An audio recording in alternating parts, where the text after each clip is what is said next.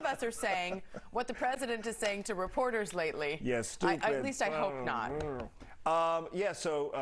President Biden yesterday was giving a briefing, and he wanted to stay on topic. And he was asked a couple of questions that were not on topic. And Peter Doocy over at Fox News is known to and has admitted that he's kind of made it his mission to try to get the president to talk about other things during these public forums or these press opportunities. And he did that yesterday, and the president, under his breath, had something to say about it. So how should we set it up? Because Peter asked about inflation, right? I think you set it up. He said, is inflation a political liability?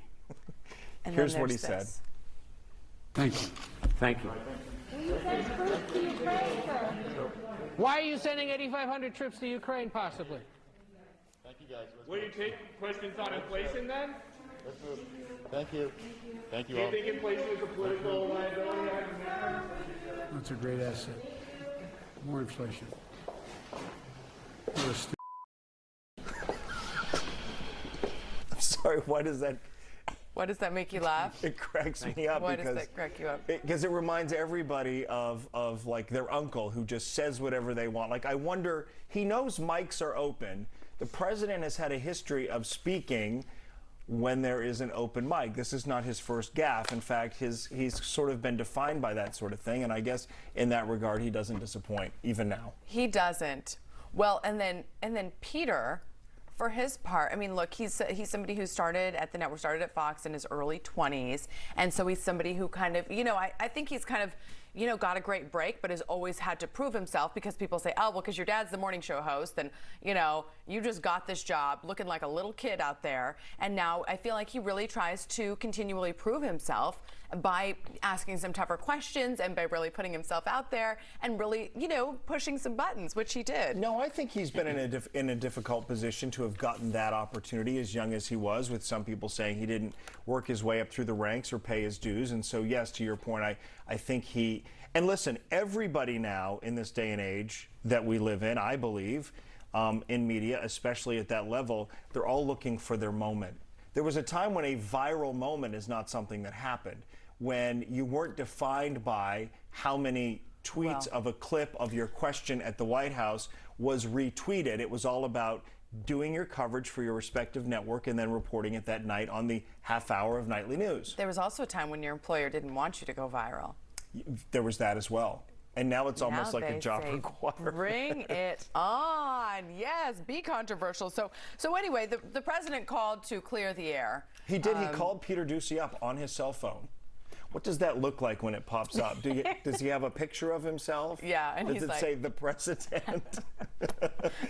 Because the cell phone company, I suppose, could do that. They could say, well, this is the president calling us, so we're going to alert them. Here's a photo. Yeah, a suggestion. When they give you a suggestion of who it is that's calling you. With a little bleep over it, like a little bar of bleep. Yes. Now, I know a lot of Biden defenders are going to say, Yolanda, they're going to say, well, President Trump did way worse. He threw people out and called people worse names and called the entire press the enemy of the people. But, everybody is held to a different standard, right? That's true. And I think expectations for President Biden are different, when it comes to the disposition toward the press. Yes. Not just the cursing part, but the overall disposition of having a relationship that is two-way and not giving the sense that the press is the enemy of the people. Sure. And I said this morning, if President Obama had still been in office, this whole thing would have been a totally different conversation. But, we already know that Uncle Joe is going to say what he feels. That's just Joe Biden. I mean, and that's what people will say about, that's what people said about former President Trump as well. Yeah. Well, he's just going to say it and it means nothing about it. It seems like every side is saying that about their guy. I don't know that President Trump was making phone calls to apologize. That wasn't a part of the relationship between the media. So I wonder if that may create a softening, to be like, hey, man, you know what? I got ticked off at you, and I said this, and I shouldn't have said this, and can we move on? Well, it's the sort of thing, that just kind of happens in the heat of the moment, and it can happen. And again, not making excuses for it, but I feel like the president, at his core, understands the importance of the press.